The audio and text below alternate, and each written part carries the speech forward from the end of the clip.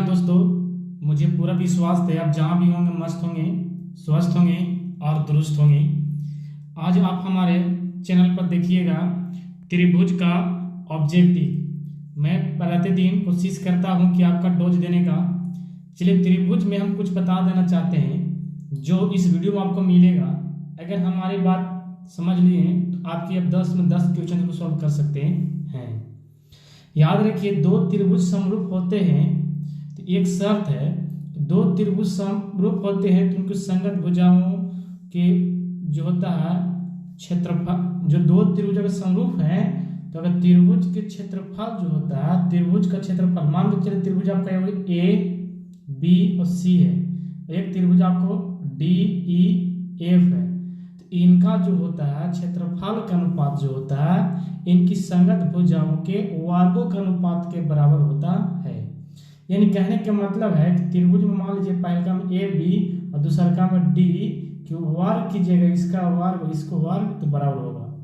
त्रिभुज अगर हम छापेंगे तो पता चलेगा। मान लीजिए ए है, बी है, सी है, एक त्रिभुज आपका डी है, ई है, ए, तो ए बी का स्क्वायर और डी का स्क्वायर के बराबर, बी सी का स्क्वायर ई एफ का स्क्वायर के बराबर और ए सी का स्क्वायर और डी एफ का स्क्वायर के बराबर होता है। अगर दो त्रिभुज समरूप हैं तो दो त्रिभुज समरूप है तो उनके संगत भुजाओं का अनुपात बराबर होता है, और अगर दो त्रिभुज समरूप है और संगत भुजाओं का अनुपात बराबर है तो क्षेत्रफल का अनुपात होते हैं। यह बात याद रखना होगा। तो चलिए क्वेश्चन को हम आप पढ़े भी होंगे आप। चलिए, पहला क्वेश्चन जो है आपका, दो समरूप त्रिभुज की भुजाएं 4:9 के अनुपात में है। इन त्रिभुज के क्षेत्रफलों का अनुपात में से कौन होगा? क्षेत्रफलों का अनुपात तो कुछ नहीं करना कि दो त्रिभुज समरूप है उनको संगत भुजाओं का अनुपात दिया 4:9 और क्षेत्रफल का अनुपात पूछा है तो इसका आप वर्ग कर दीजिए। तो 4 कीजिएगा तो 4 चौके 16 अनुपात 9 के कीजिएगा तो 9 9 81। याद रखना है 81 16 16 81 उलट भी दे सकता है। तो पहले 4 की 4 चौके 16 और 9 के 9 9 81। तो हमको पहले देखना है कि 16 अनुपात 81 कहाँ है, तो हमको एक कम है तो पहला का सही जवाब को का बिल्कुल सही हो गया। अब हम सेकेंड क्वेश्चन की देखते हैं। तो सेकेंड क्वेश्चन जो है आपको नजर के सामने है। देखिए, सेकेंड क्वेश्चन है कि दो समरूप त्रिभुज के क्षेत्रफलों का अनुपात 16:81 है। 16:81 है तो इनके भुजाओं का अनुपात, फिर इसका उलट दिया है, भुजाओं का अनुपात पूछा है तो क्षेत्रफल जो तो संगत भुजाओं को वर्गों का अनुपात बराबर, तो इसका आप वर्गमूल निकाल लीजिए। 16 का निकालिएगा 4 और 81 के निकालिएगा तब 9 होगा। 4:9 ये आपको ग मिलता है। ऑप्शन दूसरा का बिल्कुल सही जवाब हो जाएगा। सीधा बात होता है कि क्षेत्रफल जो होता है आपको ज्यादा होगा और संगत भुजाओं का अनुपात कम होगा। तो आप समझ लेना है कि वर्ग किसको निकालेंगे और स्क्वायर किसको, वर्गमूल किसको निकालेंगे और वर्ग किसको निकालेंगे। अब चलते हैं तीसरा क्वेश्चन की ओर। तीसरा क्वेश्चन है, दो समद्विबाहु त्रिभुज की कोण बराबर है। दो समद्विबाहु त्रिभुज की कोण बराबर है। एक मान लीजिए ए, एक बी, एक सी, एक डी, एक ई और एफ है। समद्विबाहु त्रिभुज के कोण बराबर है तथा उनके क्षेत्रफल का अनुपात दिया है 16:25। उनकी ऊंचाई का अनुपात क्रमशः क्या होगा? सीधी बात है, समद्विबाहु त्रिभुज है दोनों समरूप है। अब कोण में से क्षेत्रफलों को भी अनुपात दे दिया है कि 16:25 है तो उनकी ऊंचाई का अनुपात, इसमें ए मान लीजिए होता है ए बी सी डी हो गया, तो मान लीजिए A B C D F तक हो गया तो जी मान लीजिए, इसमें ऊंचाई निकलेगा जी तो एच मान लीजिए। सीधा बात है कि ए जी का स्क्वायर और डी जी के स्क्वायर क्या होगा, तो 16 के और 25 का वर्गमूल निकाल लीजिए। तो 16 का निकालिएगा तो 4:25 का निकालिएगा वर्गमूल तो 5, यानी 4:5 बिल्कुल आपको का जवाब होगा। दो त्रिभुज समरूप हैं तो उनकी संगत भुजा कुछ भी हो, ऊंचाई हो, सामने सामने की हो, आधार आधार हो, है ना, कर्ण कर्ण हो, सभी का जो होता है ये फार्मूला काम करेगा। समरूप है तो त्रिभुज, ये बात याद रख लीजिएगा। तो तीसरा का आपको का जवाब हो गया बिल्कुल सही। अब हम चौथा क्वेश्चन की ओर चलते हैं। देखिए वीडियो बड़ा होगा तो आप थोड़ा सा बकाइएगा मत। चौथा क्वेश्चन है, दो समरूप त्रिभुज के दो संगत भुजाएं 3:5 के अनुपात में है तो उनके क्षेत्रफल के अनुपात क्या होगा। सीधी बात है, वही क्वेश्चन आपको उलट दिया जा रहा है, आपकी सोच थोड़ा सा अलग हो जा रहा है, दिक्कत हो जा रहा है। कोई दिक्कत नहीं है, अगर हमारे वीडियो पर देख रहे होंगे तो हम इस क्वेश्चन आपके सरप्राइज हम छोड़ देते हैं आपके लिए। चौथा का ऑप्शन दिया गया है 9:25, 3:25, 27:125 के 9:8। इसमें से कौन आंसर होगा, इसका कमेंट्स में आपको जवाब देना होगा। अब हम चलते हैं पांचवा क्वेश्चन की ओर। देखिए पांचवा क्वेश्चन क्या है, आपकी नज़र के सामने है। किसी त्रिभुज के तीनों लंब ऊंचाई को मिलाना बिंदु को कहा जाता है। किसी त्रिभुज की तीनों, देखिए त्रिभुज मान लीजिए, किसी त्रिभुज के लंब यानी ऊंचाई को मिलाना बिंदु को कहा जाता है। क्या कहते हैं, ध्यान दीजिए, क्या कहते हैं। अंतः केंद्र, बाह्य केंद्र, मध्य केंद्र, लंब केंद्र। इसका जवाब क्या हो, इसका बिल्कुल जवाब हो जाएगा, अगर लंब से मिलता है तो इसको हो जाएगा लंब केंद्र। अंतः केंद्र नहीं होगा क्योंकि आपको लंब से मिलाया गया। बाह्य केंद्र थोड़े बाहरी से हो रहा है, मध्य केंद्र बीच बीच थोड़े हो रहा है, ये लंब से मिलाया गया। इसका नाम के अनुसार आप ही मार सकते हैं, लंब केंद्र है।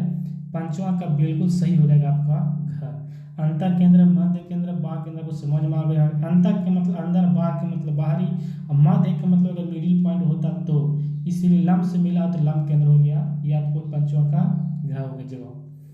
अब हम चलते हैं छठा क्वेश्चन की ओर।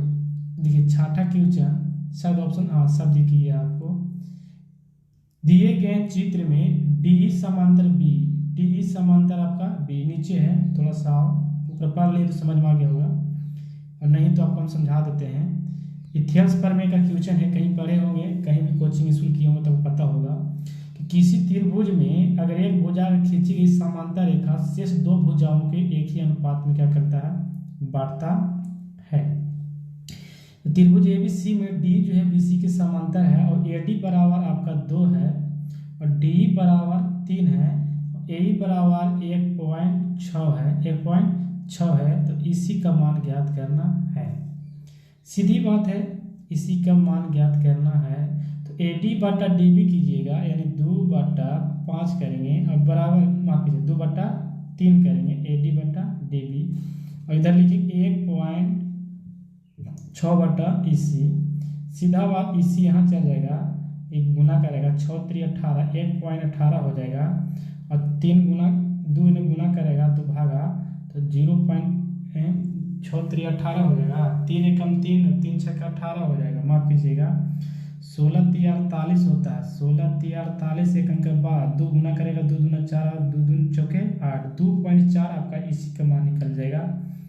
यानी आपका सही जवाब हो जाएगा घ हो जाएगा, बिल्कुल सही जवाब आपका घ हो जाएगा छठा के। बोले कैसे, तो याद रखिए किसी त्रिभुज में एक भुजा के खींची गई समांतर रेखा, तो मान लीजिए त्रिभुज ABC है आपका, और ABC में D जो है BC के खींचा गया समांतर, शेष दो भुजा कौन कौन हो गया, तो AB और AC दोनों जो है एक ही अनुपात में विभाजित होता है, यानी AD बटा DB और AE बटा EC। इस पर हम मान निकाल दिए, आगे आंसर आप कर सकते हैं, प्रैक्टिस भी कर सकते हैं, कोई दिक्कत नहीं है।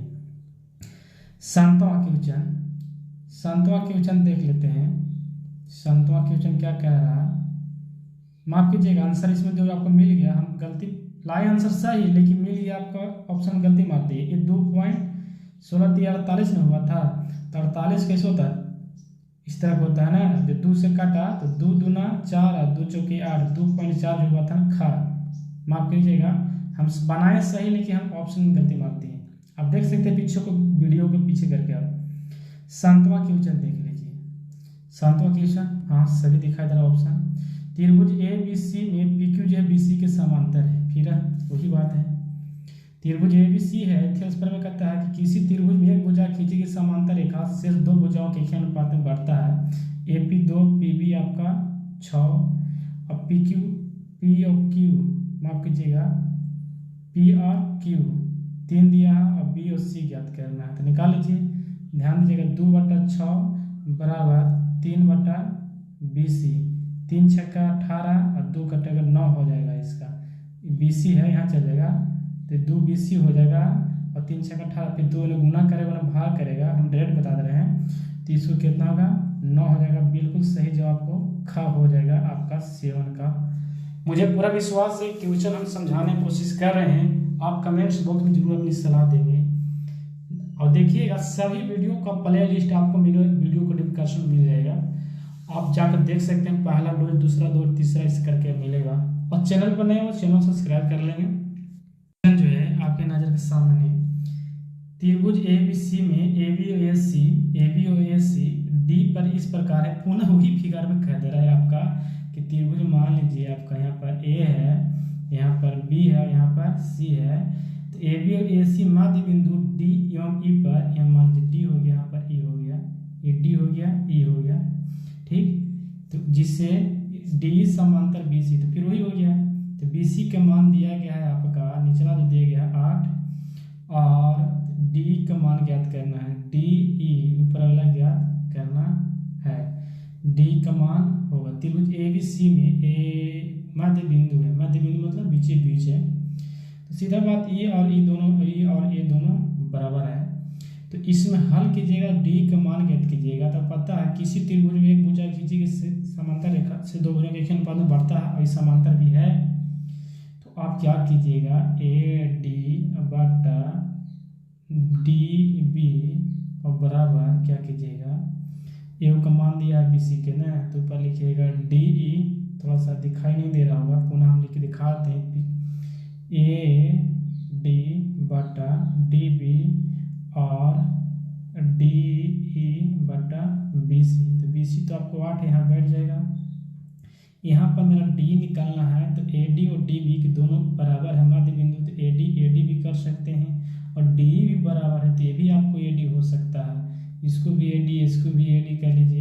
AD स्क्वायर 8 गुना करेगा, AD से करके निकालिएगा तो आपको यहाँ पर निकल जाएगा। सब तो बराबर है, मान बैठाइएगा तो 8वां का आपका ग आ जाएगा, कितना आ जाएगा 4 सेंटीमीटर आ जाएगा। कितना आ जाएगा आपको 4 सेंटीमीटर। बिल्कुल सही जो आपको आ जाएगा। 9वां क्वेश्चन देखते हैं।